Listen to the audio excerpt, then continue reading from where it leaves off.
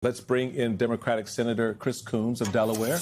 He serves on the Judiciary Committee. Senator Coons, I don't know if you were able to hear the bulk of the conversation we just had, but I heard some sound of Thom Tillis as I was doing my nails earlier today.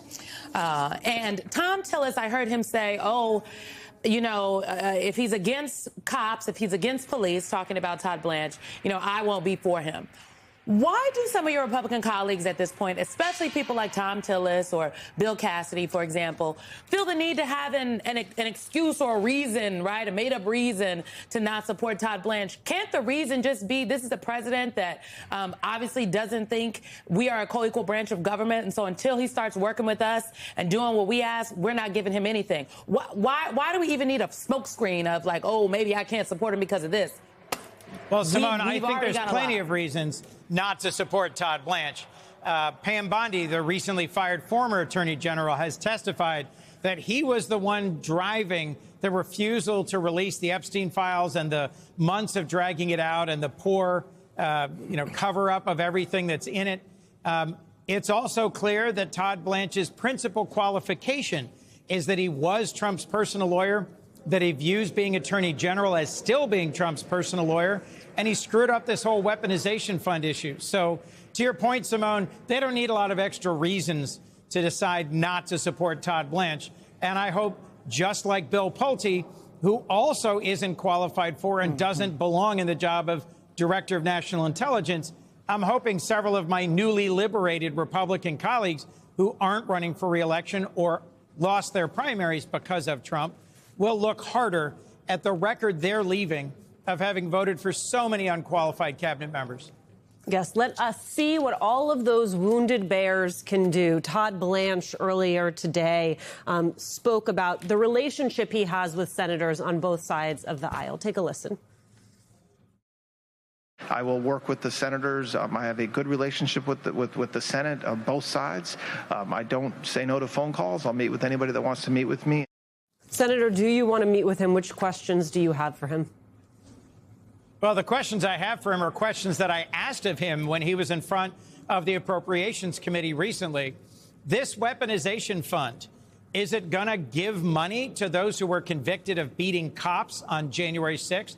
Is it going to give money to President Trump or to his businesses or to his donors? He couldn't answer those questions then, and I bet he couldn't answer them now. I also want to know, are you in any way going to be independent of President Trump? And I don't see anything in his record that suggests he will. His principal qualification for the job is that he's been relentless in pursuing indictments against Trump's perceived political enemies, which, by the way, he has in common with Bill Pulte, who's been nominated to be the acting director of national intelligence, who has no qualifications in intelligence or national security. His qualification seems to be that in his current role leading America's mortgage agencies, he used non-public information to gin up cases against Tish James and Lisa Cook, cases that were really only driven by Trump's grievance and animus, not by any substantive concerns or issues with their mortgages. So you've got two folks who are being advanced, Bill Pulte for national intelligence, Todd Blanche for attorney general, simply because of their loyalty to Trump and their willingness to help him use the levers of national power to continue to carry out a campaign of grievance.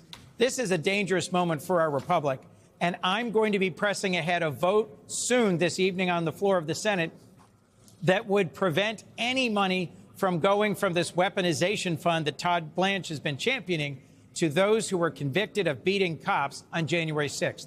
Let's see if Republicans can find the courage to vote for that amendment. That word, Senator, is lost on a lot of my Republican friends in the Senate, in the House, courage. You've already seen what's been happening with this vote-a-rama today, the effort that the Democrats put on the table to address accountability with respect to the slush fund. Republicans took a pass, but yet can't come up with something on their own.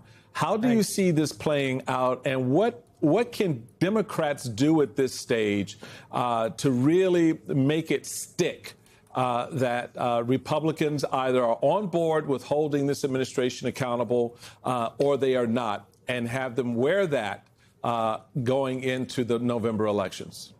Well, Michael, that's why I appreciate the chance to be on with you this evening. We need to keep pushing all night for amendment votes that get Republicans on the record. Will you end this weaponization fund? Will you block it from payouts that are completely unacceptable? Will you put any restrictions on who's the next head of the Director of National Intelligence or who's the next Attorney General? We'll be holding them accountable by putting them on the record in vote after vote after vote tonight. And then we're going to have to be talking about it and tweeting about it, broadcasting about it, so that the general public understands who's shown courage here and who hasn't.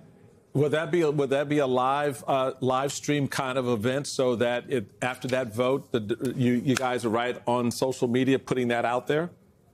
Yes, we literally have a studio set up off the floor where we're recording and broadcasting on different platforms. Some of us are running back and forth from the Capitol to here in Russell Rotunda. Forgive me for schwitzing a little bit, but it's a very warm night to run over from the Capitol.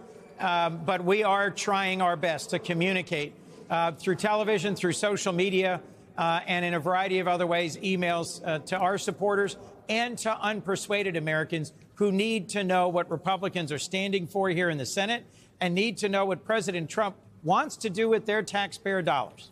You know, Senator, I think it's really important that people hear what you just said, because there's oftentimes a lot of criticism for Democrats that serve in specifically the Senate. Why aren't you all doing more? They look at what Democrats have been able to do in the House and the minorities in the Senate. You all are, it sounds to me, like fighting with the mechanisms you do have at your disposal during tonight.